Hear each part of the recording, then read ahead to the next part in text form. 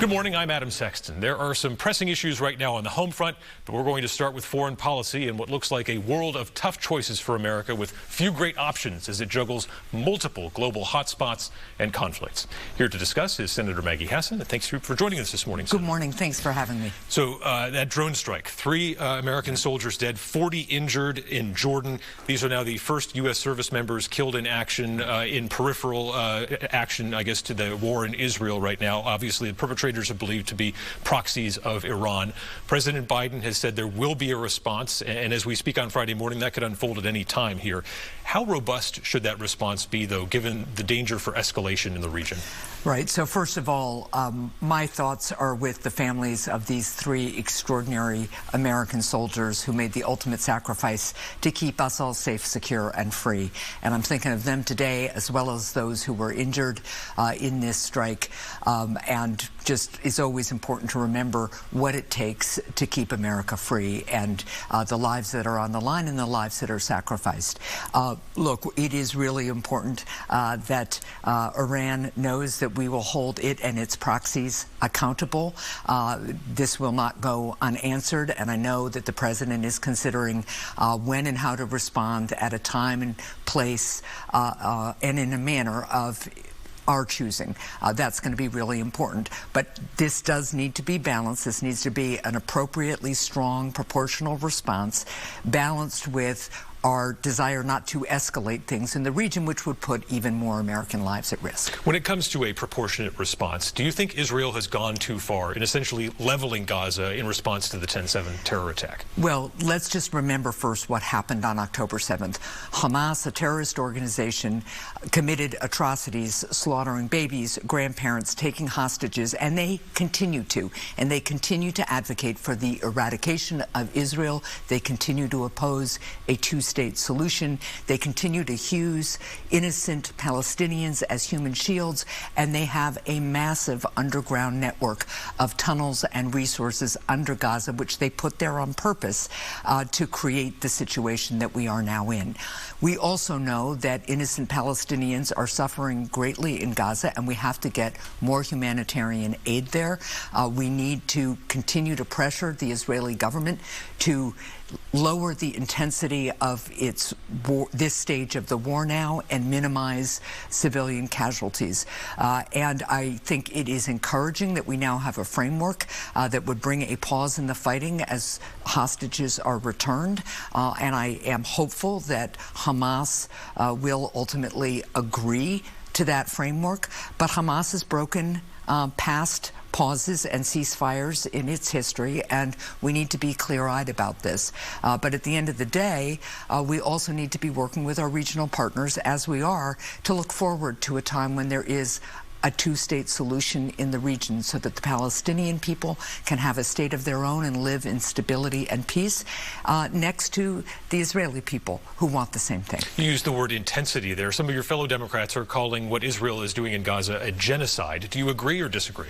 I don't agree. I think it's really important to recognize what Hamas has done. Hamas is using Palestinians as human shields, and obviously the country of Israel is not uniquely Jewish, and has, I think it's about 20% of its population is Arab. So this is a very, very difficult time. What's happening in Gaza is terrible, and as I said, we need to continue to pressure the Netanyahu government to lower the intensity there, to minimize civilian casualties. But at the end of the day, Hamas is responsible for what is happening there. There are reports that UN refugee workers were participating as sort of, hidden Hamas agents within that agency. Obviously, anti-Zionism at the UN is no headline. That's nothing new. But this would be something very different. You guys write the checks for the UN. Are you okay continuing to fund these agencies if they've been infiltrated by terrorists? I think it's really important that we investigate fully these reports of involvement by these UN workers. It is gravely concerning, and it's appropriate that the UN has fired some of them. At the same time, there is a humanitarian crisis in Gaza, and we need to make sure that we have enough aid workers on the ground in Gaza to get critical support, including food, to the Palestinian people who are there. So again, we need to fully investigate what's happening. It's important to fire the people who it's clear are affiliated in some way with Hamas, but we also need to prevent famine in Gaza. A big discussion point on the First in the Nation campaign trail leading up to the primary was the idea that this conflict in Israel has really taken a lot of attention away from the situation in Ukraine, and that Vladimir Putin was a tremendous beneficiary of all of the focus on the Middle East right now. We know there's a big fight in Washington over Ukraine aid.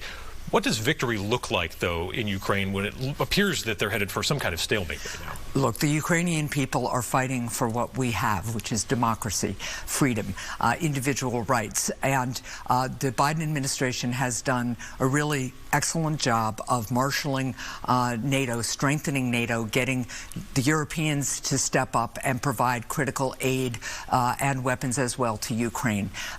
What Putin did is unconscionable, and Putin isn't the only one that is watching what is happening in the United States Congress when it comes to funding for Ukraine, for Israel, and frankly, too, for our border. Other autocrats around the world, whether it is in Iran or China or North Korea, are looking to see if the democracies in Europe and the democracies in North America are going to stand together, democracies around the world, in Asia too, are going to stand together and fight authoritarianism, or whether we are going to fold. And that's what this aid package is really about.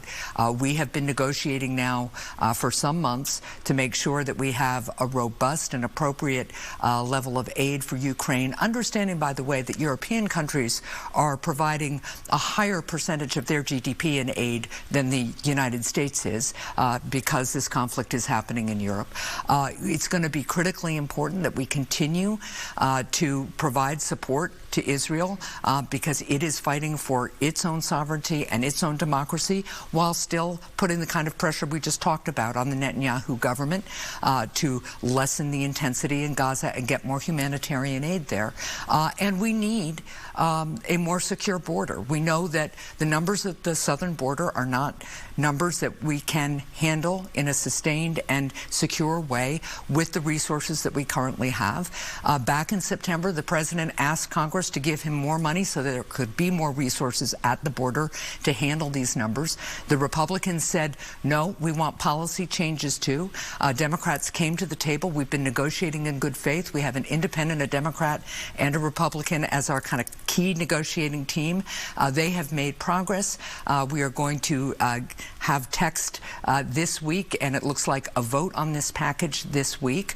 And if Republicans really are serious about border security, they will vote for this bill. If they're really serious about standing up for democracy, they will vote for this bill. Are you okay with a major overhaul of asylum law to get that Ukraine aid across the finish line? Well, what I understand is likely in this package, and we will be seeing the text any day, any moment now, is a change in some of the threshold standards that people have to be able to prove in order to qualify for asylum. We know that in some cases, some criminal enterprises are taking advantage of the current standard we have, and that people who don't really have a valid asylum claim are using kind of these magic words in a relatively low threshold standard to get into the country, and then we don't have the resources to adjudicate those claims. So one of the other things that's really important is to provide additional resources so that when somebody gets over that threshold, might have a legitimate asylum claim, we can process that claim in a relatively short amount of time, like 4 to 6 months, and if they don't qualify, deport them right away. And that would be a major change, and that would also be something that the rest of the world would see, that just because you show up at our border doesn't mean you're going to get to stay here very long. You noted the strain that this is putting on some major U.S. cities. We've heard obviously from mayors and governors in these bigger states that they're saying social services are maxed out. It's hurting the ability of the states to help their own citizens. We recently saw this violent attack in Times Square against a police officer. The governor of New York, the mayor of New York City, now is using language like, quote, send them back. You know, when Donald Trump says something like that, it's condemned as xenophobia or racism, but now Democrats are saying the same thing. Look, we have to have an orderly and secure border in order to live up to our values as Americans. We have always been a place where if people fleeing religious or political persecution are coming and presenting for asylum, that we've considered their claim, and then we've had a system in place that allows them to build a better life here. And in community after community around this country, over the course of our history, that has in fact happened. But right now, the numbers are so big at the border that we don't have order at the border. We can't really impose those laws appropriately or enforce them appropriately. And I have for a long time been saying that we need to attend to border security. Having a secure border and having strong American values are not mutually exclusive. They in fact reinforce each other. And so we need our colleagues on the Republican side of Congress to vote for this legislation, which would be major changes that will enable us to secure the border, send the message to the rest of the world that our border is secure, work with some of the countries where we see the most refugees coming from, the most asylum seekers coming from, so that we have less traffic from those places. But this is a major overhaul. It will make our border more secure. There are things in this package that Democrats don't like. There are things that Republicans would change a little bit differently. But if Republicans are serious about securing our border, now is their opportunity to do it. All right, Senator, don't go anywhere. We'll continue this conversation in a moment. When we come back, we will continue discussing border security, and the Senator and the federal delegation just met with the President at the White House. We'll ask about the message delivered about first-in-the-nation status.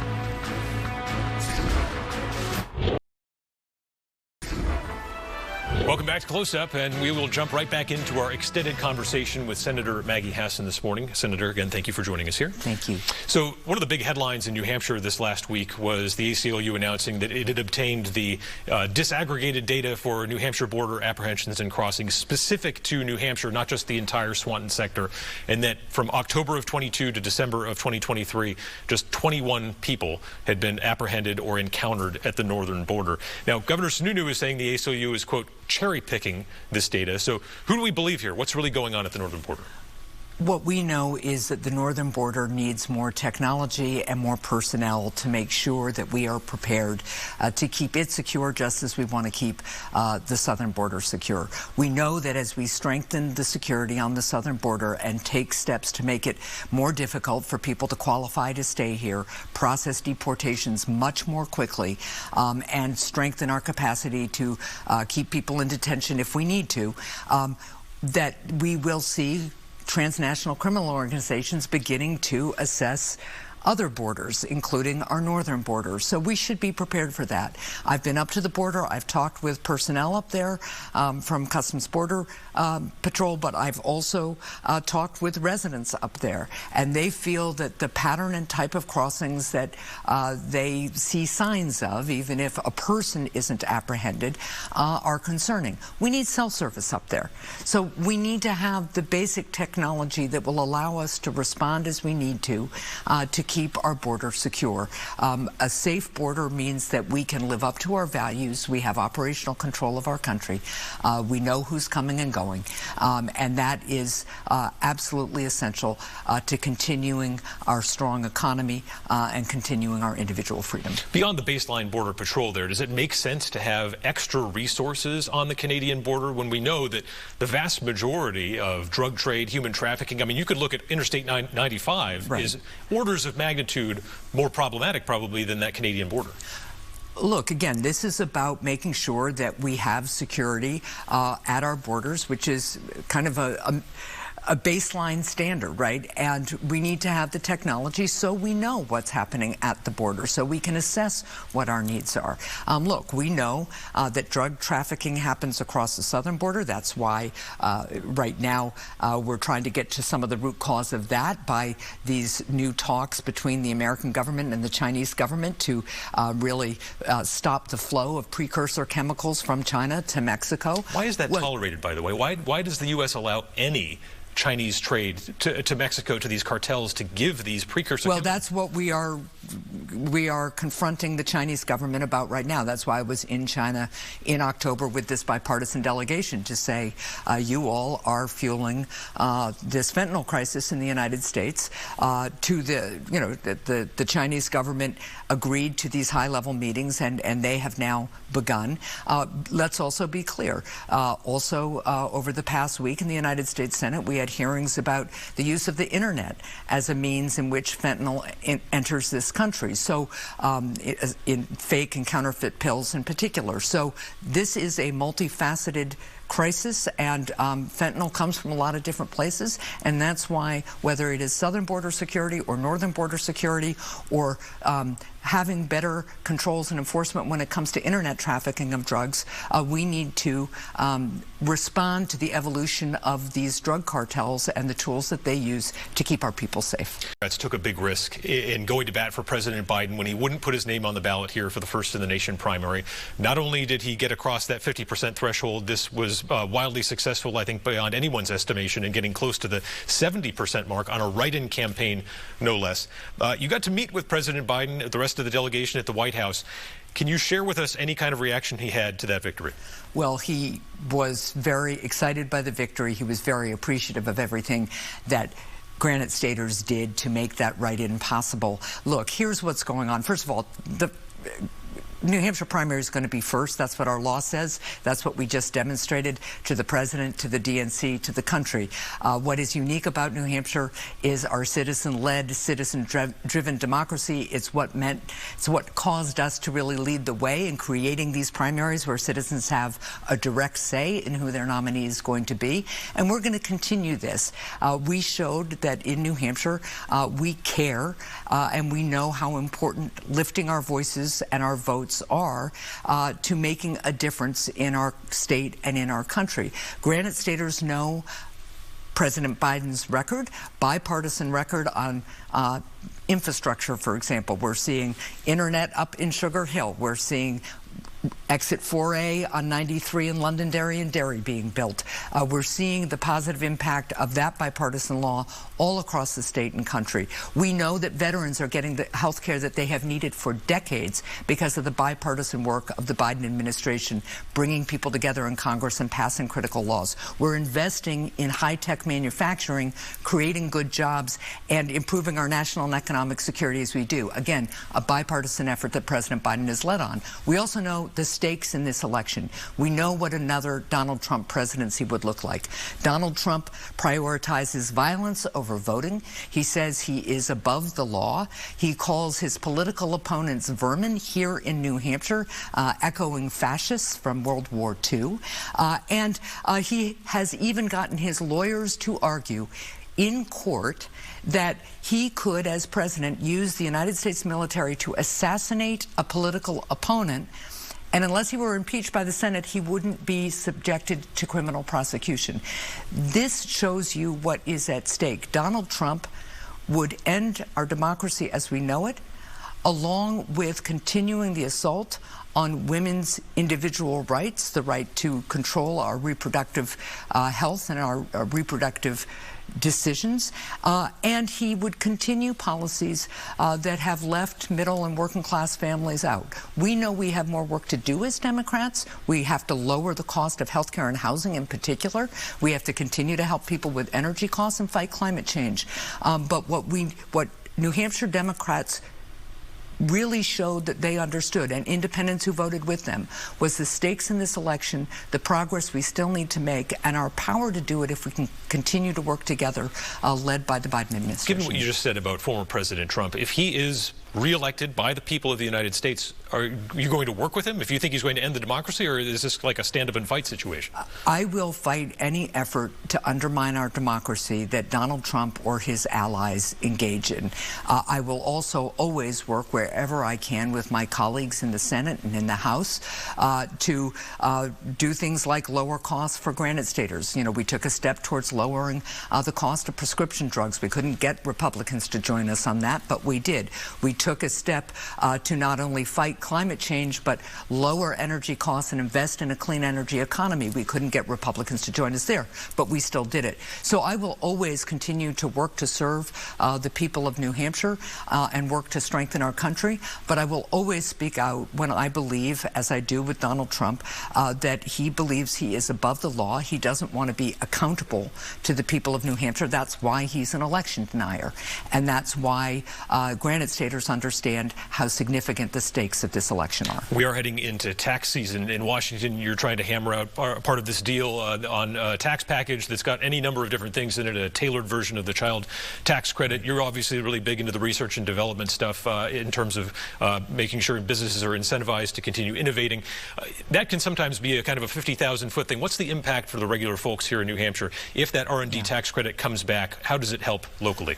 So look, I have been a strong supporter of the R&D tax credit since my time as governor, because it's not just big established businesses who benefit from the R&D tax credit, and we obviously want them to invest some of their earnings into new products, new developments. That is what really helps grow our economy, create great jobs. But we also have small entrepreneurs, new startup businesses here in New Hampshire, or established businesses that aren't very big, like Nemo in Dover, which makes really cutting-edge camping and outdoor equipment, for instance.